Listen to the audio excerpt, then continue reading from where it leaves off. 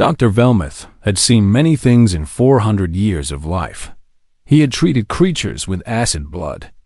He had operated on beasts with 6 hearts. He had cured diseases that could melt bones. Nothing in the galaxy could surprise him anymore. He was the best veterinarian in 3-star systems. Everyone knew his name. Everyone respected his skill, so when the emergency call came from the human residential area, he did not worry. Humans were new to the galactic community.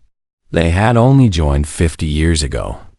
Their bodies were strange but simple. Their pets were probably simple too. Dr. Velmuth, his assistant Quillick, said. Her insect wings buzzed with nervousness. The human says she needs help with her pet. She sounds calm, but my readings show something very wrong. Velmuth rose from his chair. His 7 limbs moved smoothly across the floor. His blue skin reflected the lights of his office. What do your readings show? Quillix looked at her screen. Her many eyes blinked in confusion. The creature in her room. It registers as a Class 7 predator. Velmuth stopped moving. Class 7 was very dangerous. Class 7 meant apex predator. Class 7 meant something that could kill without effort. Why would a human have such a thing in a residential area? Were humans stupid? Were they suicidal? Prepare the containment team, Velmuth ordered. I will go first to assess the situation. He gathered his medical equipment and moved quickly through the station corridors. Station Helix 9 was home to over 50,000 beings from dozens of species. Humans numbered only about 300. They kept to themselves mostly. They were friendly but confusing. They laughed at strange times. They cried at strange times. They formed attachments too easily. Velmuth reached the human residential quarter. The walls here were decorated with strange things. Pictures of green landscapes, blue skies with white clouds, a yellow star, Earth, they called their home planet. It looked peaceful in the pictures, but Velmuth knew better. Earth was a death world. The gravity was strong. The weather was violent. The animals were killers. Only a tough species could survive such a place. He found the correct door. Apartment 7C. The name on the door said, Una. He pressed the communication button. Hello? A female voice answered. She sounded cheerful. Not scared at all. This is Dr. Velmuth from the Veterinary Institute. You called for help? Oh yes, please come in. The door is open. Velmuth hesitated.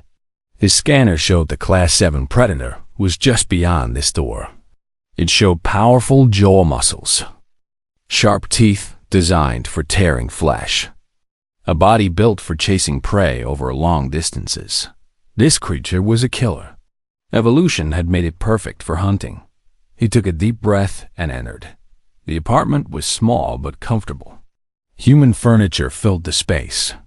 Soft chairs, a table with plants, pictures on the walls showing smiling humans. And there, sitting on the floor in the middle of the room, was a young human female. She had black hair and a round face. She wore simple clothes in bright colors. She was smiling widely, and in her lap was the monster. Velmuth's 7 hearts nearly stopped. The creature was covered in golden fur. It had 4 legs and a long tail that moved back and forth rapidly. Its mouth was open, showing rows of sharp teeth, pink tongue hanging out, dark eyes looking directly at Velmuth. It was smaller than he expected, maybe 15 pounds. But size meant nothing.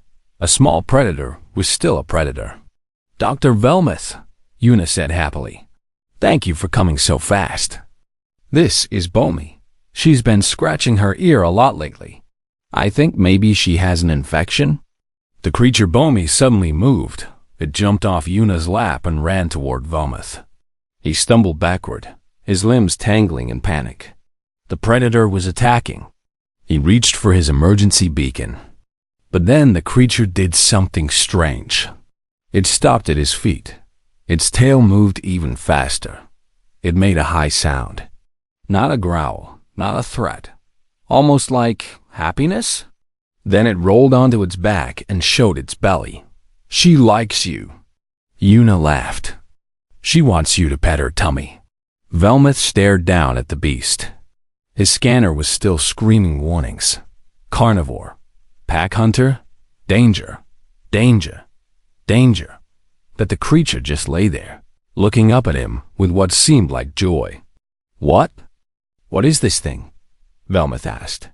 His voice was not steady. Yun. I looked confused by the question. She is a puppy. A golden retriever puppy. She is only 4 months old. A puppy, Velmuth repeated. He did not know this word. Yes, a baby dog. From Earth, my family sent her to me because I was lonely here. Yuna picked up the creature and held it against her chest. The predator licked her face with its tongue, directly on her face, where bacteria could enter easily, where disease could spread. Is something wrong, doctor? You look pale. Well, more pale than usual. Velmuth tried to find words. This human was holding a carnivore against her body. She was letting it put its mouth on her skin. She was treating a Class 7 predator like it was a baby. Miss Yuna, he said slowly, do you understand what you are holding? My puppy? You are holding a creature descended from wolves, apex predators of your planet. Pack hunters that killed prey 10 times their size. Your scanner should have flagged this animal as extremely dangerous.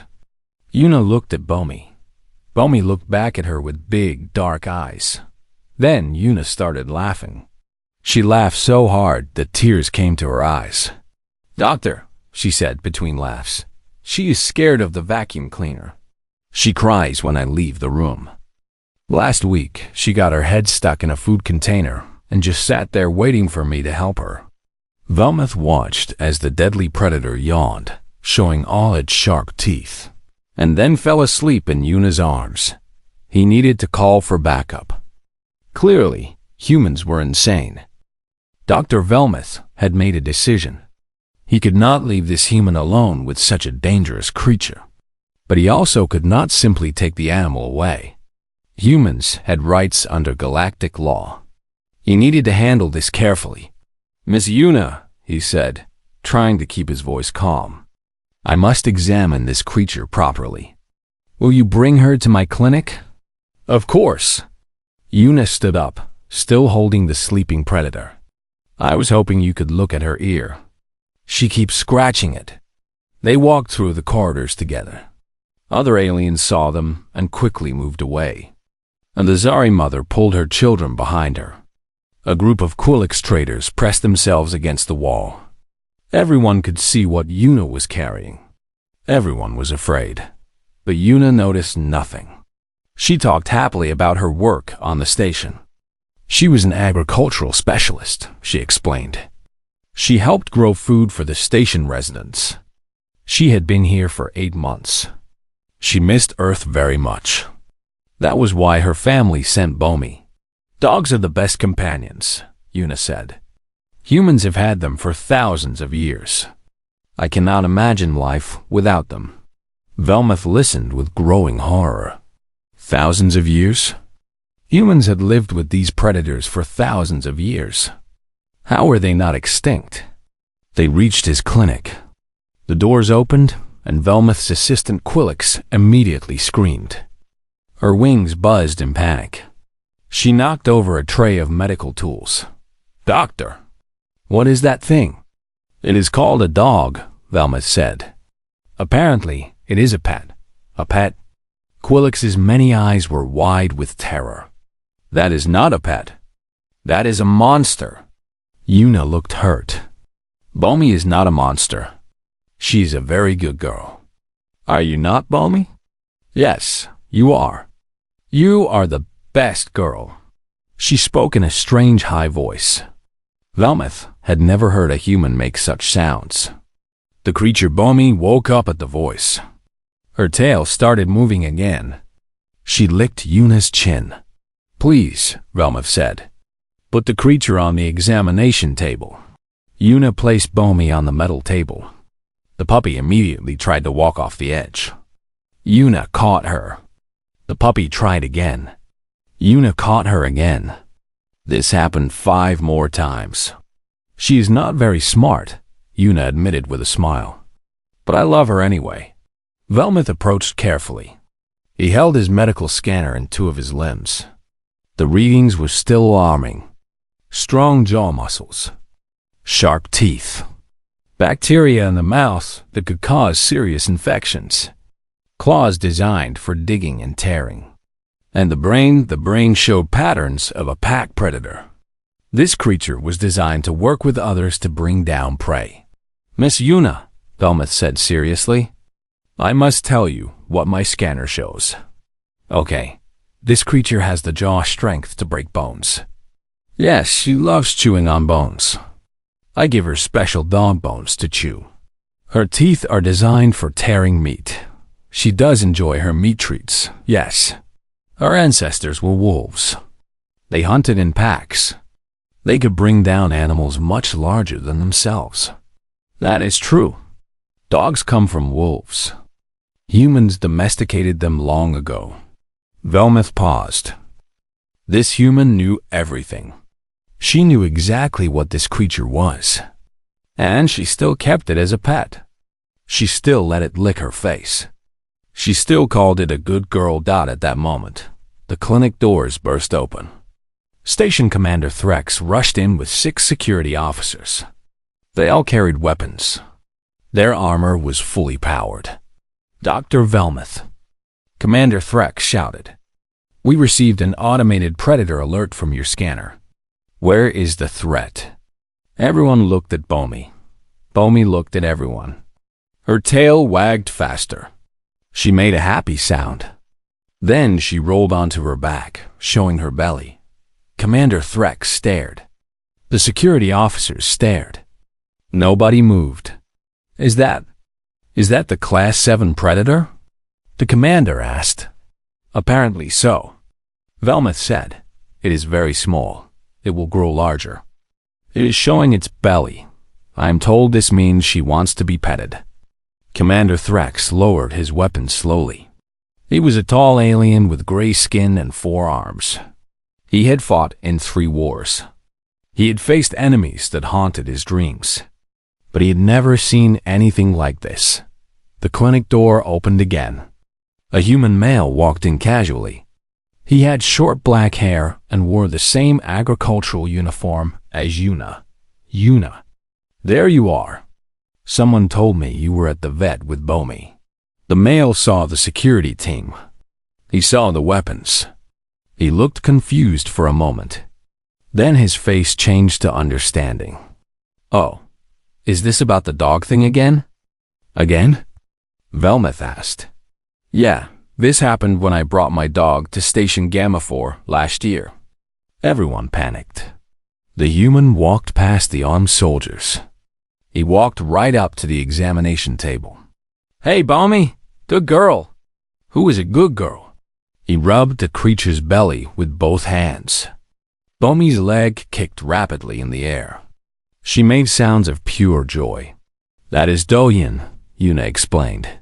He also works in agriculture. He understands dogs. I had 3 growing up, Doyen said. Best friends I ever had. Velmuth watched as both humans now played with the predator. They put their faces close to its mouth. They let it lick them. They made silly sounds at it. The security team still stood there with weapons ready, completely unsure what to do. Commander, Velmuth said quietly, I believe we need to research this more before taking any action. Commander Threx nodded slowly. I believe you are right, Doctor. Quillix pulled up information on her screen. Doctor, I found something. According to Earth records, humans have lived with dogs for approximately 40,000 years. 40,000 years. Velmuth let that number sink in. 40,000 years of keeping predators as family members. 40,000 years of sleeping next to creatures that could kill them. 40,000 years of love between hunter and prey. Doctor? Yuna called. Can you check her ear now? She really has been scratching a lot. Velmuth looked at the puppy. Bomi looked back at him with innocent eyes. Her tail had not stopped wagging since she arrived. He sighed and picked up his medical tools. Yes, let me look at her ear. For the first time in 400 years, Dr. Velmuth felt like he understood nothing about the universe. 3 days had passed since Velmuth met the puppy. He could not stop thinking about it. He had treated Bomi's ear infection easily. A simple medicine cleared it up in 2 days. But the questions in his mind would not go away. He sat in his private study late at night. The screens around him glowed with information about Earth, about dogs, about the strange relationship between humans and animals. The facts were overwhelming. Humans had taken wolves, dangerous pack predators, and slowly changed them over thousands of years. They had created over 400 different types of dogs. Some were huge, bred to fight bears and protect livestock. Some were tiny, small enough to fit inside a bag. Some could run faster than ground vehicles. Some could smell diseases inside human bodies. Some were trained to guide blind humans through dangerous areas. And all of them, every single one, humans called good boys and good girls. Velmuth read about something called puppy dog eyes. Scientists had discovered that dogs evolved special muscles in their faces. These muscles let dogs make expressions that looked like human babies. This made humans want to protect them and love them. Dogs had literally evolved to be cute. It was manipulation. Biological manipulation perfected over 40,000 years. And humans knew about it. Studies showed that humans understood dogs were manipulating them with cute faces. They simply did not care. They loved the dogs anyway. This is madness, Velmuth whispered to himself. He read more. Dogs could understand human emotions. They could tell when their owners were sad or happy or scared. When a human cried, many dogs would come and try to comfort them. When a human was in danger, the dogs would try to protect them.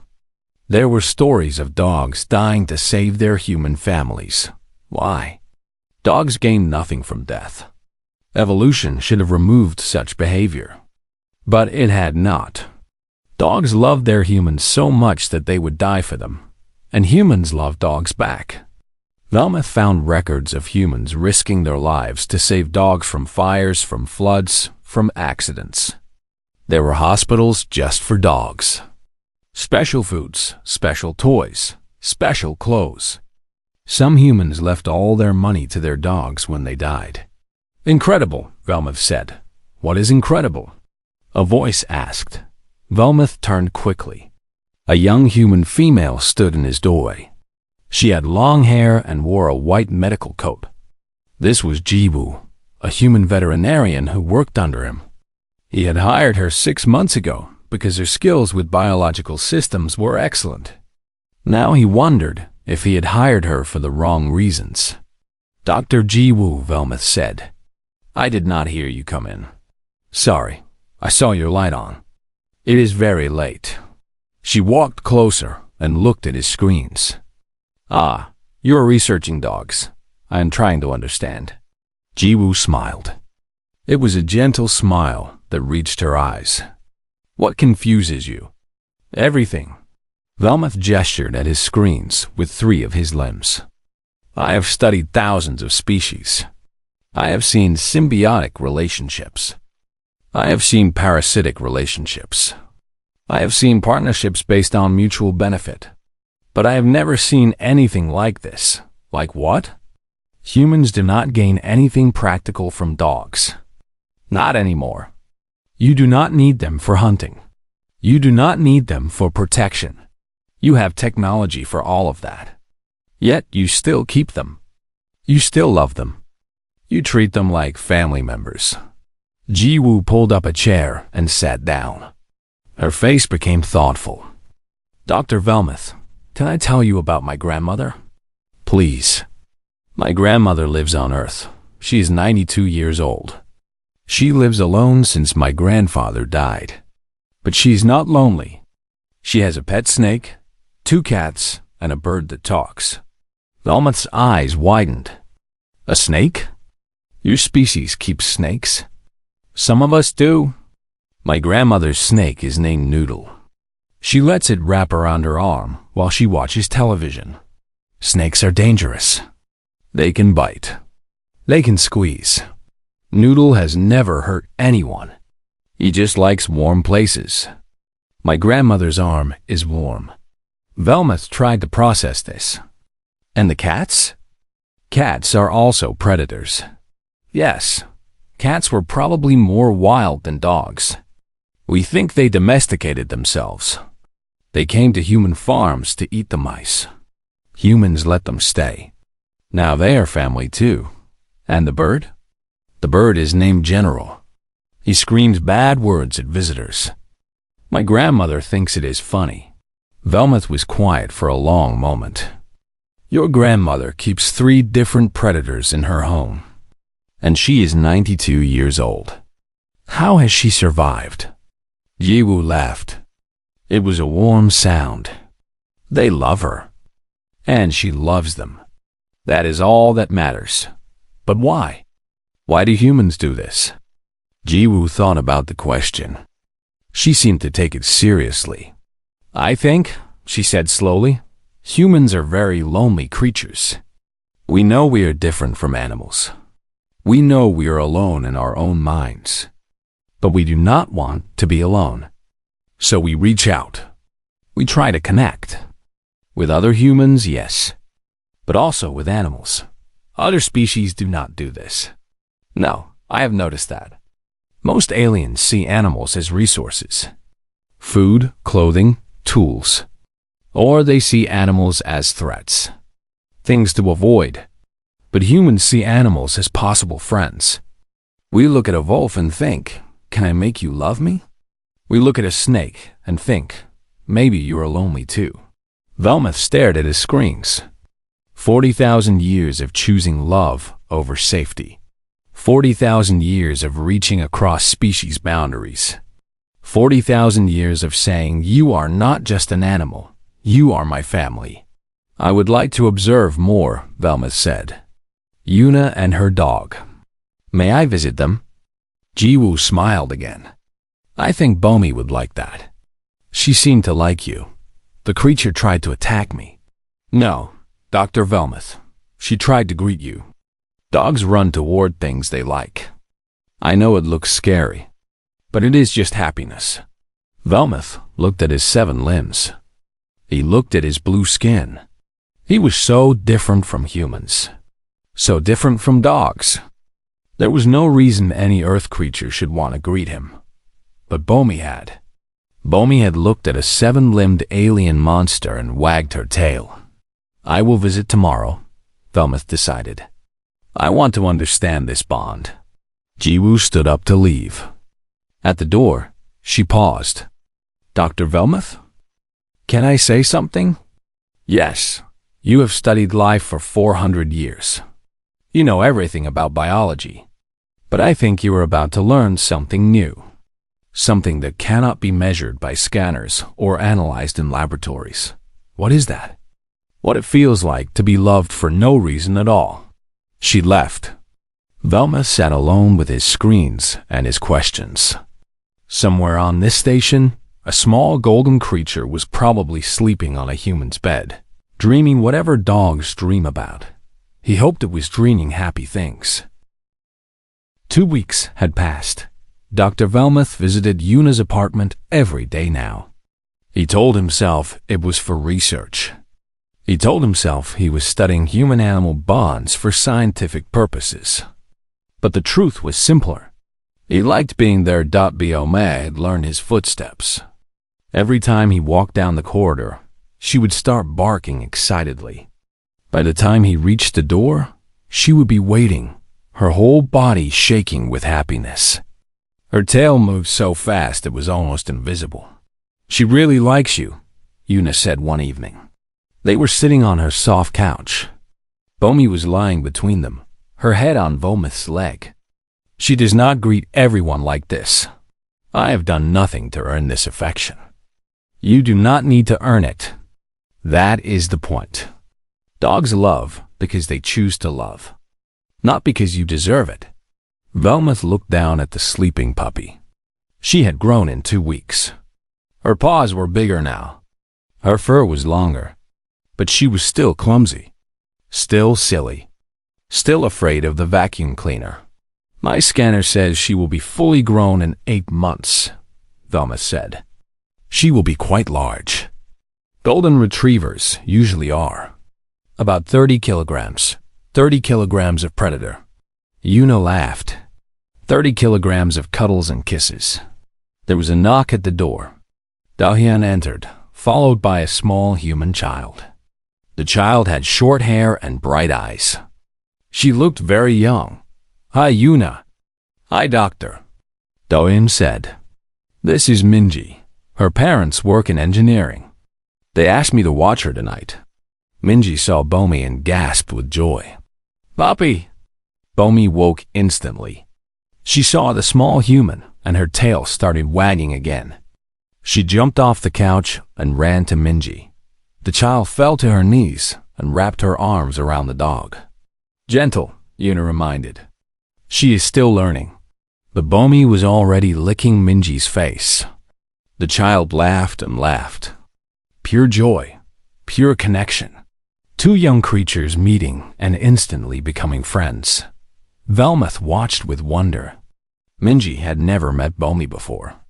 Bomi had never met Minji, but they loved each other already. There was no fear, no hesitation, just happiness. How old is the child? Velmuth asked. 6 years old, Dahyun said. Same as my sister's kid back on Earth. She has a dog too. They grew up together. Is that not dangerous? A predator near such a small human? Dahyun shook his head. Dogs understand children. They know to be gentle. They become protectors. The evening passed pleasantly. They ate food together.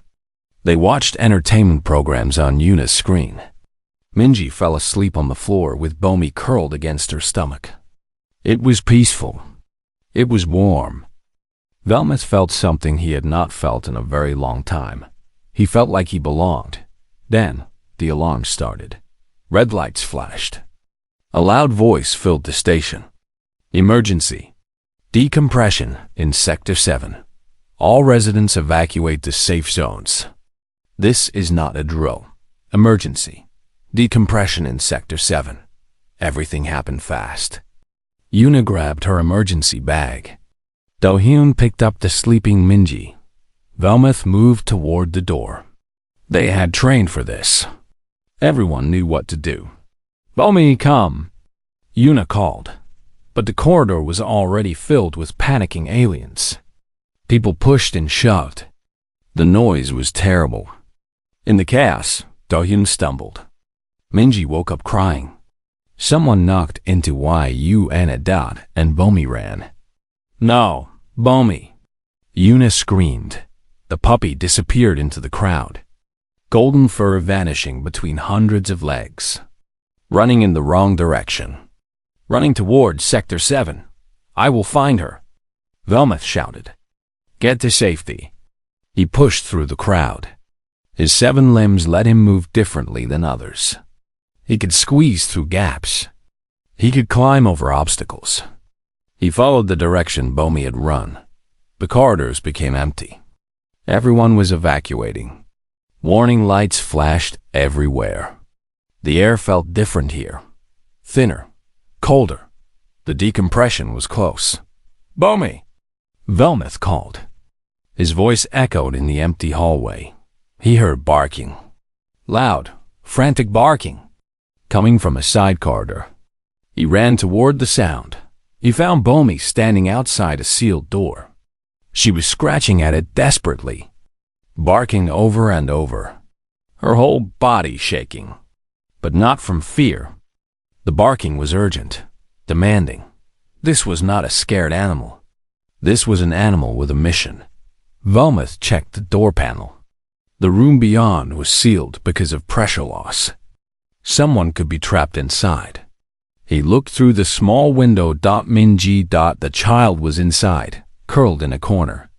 The automated systems had sealed the door when she entered. She must have gotten separated from Do-yoon in the chaos. She must have run into this room by mistake. How did you know? Velmuth asked the dog. Bomi just kept barking. Velmuth contacted emergency services. He gave them the location. Within minutes, rescue teams arrived. They cut through the door. They pulled Minji out. She was scared but unharmed.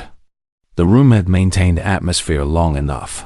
Minji saw Bomi and started crying again. But these were different tears. Happy tears. Relief tears. She fell to her knees and hugged the dog. Bomi found me, she said.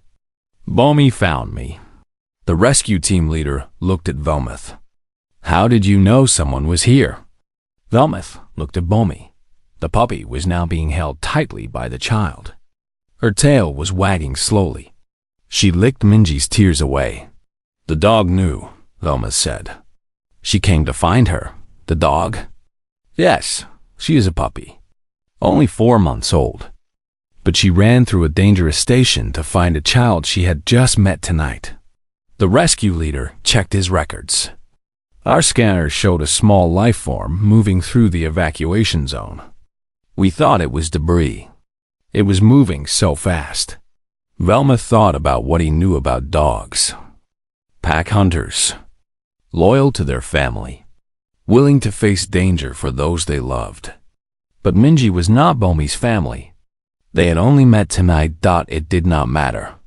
To Bomi, Minji was family from the moment they met. Because that was what dogs did. That was what humans had created. An animal that loved unconditionally. An animal that chose family based on something deeper than blood. Yuna and Do-yoon came running. They had been searching everywhere. Yuna saw Bomi and burst into tears. She gathered the puppy and Minji together in her arms. Stupid dog, she whispered, but her voice was full of love. Brave, stupid dog. Velmuth stood apart from the humans. He watched their reunion. He watched the small predator covered in golden fur, surrounded by the family she had chosen. His scanner beeped. It still showed Bomi as a Class 7 predator. Still showed the danger warnings. Still calculated the threat level. Velmuth turned off the scanner. He did not need it anymore. Some things could not be measured by machines. Some things could only be felt with the heart. 1 month had passed since the emergency. Life on Station Helix 9 had returned to normal. The damaged sector was repaired. The evacuation procedures were reviewed and improved. Minji's parents had thanked everyone involved in saving their daughter. But for Dr. Velmuth, nothing was normal anymore. He stood in the main hall of the Galactic Veterinary Institute. A large crowd had gathered. Scientists from 12 different species filled the seats. Cameras broadcast his speech across the galaxy. This was the biggest presentation of his 400-year career. Thank you all for coming, Velmuth began. I am here today to share findings that have changed everything I thought I knew about life. He pressed a button. An image appeared on the screen behind him. It was Bomi, sitting next to Yuna, tail wagging.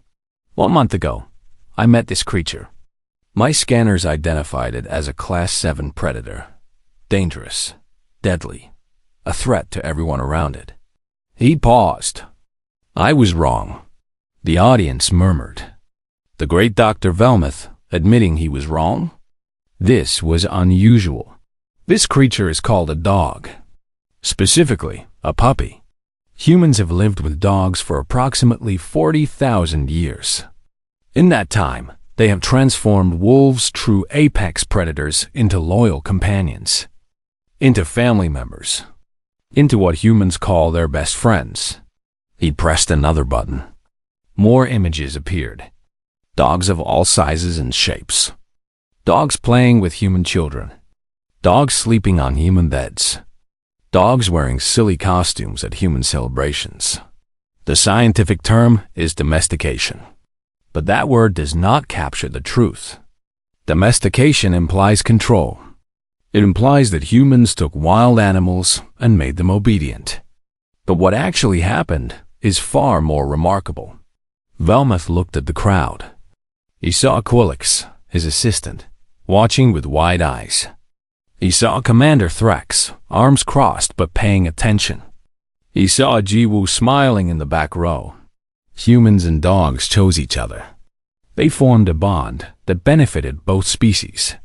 Dogs gained food, shelter, and protection.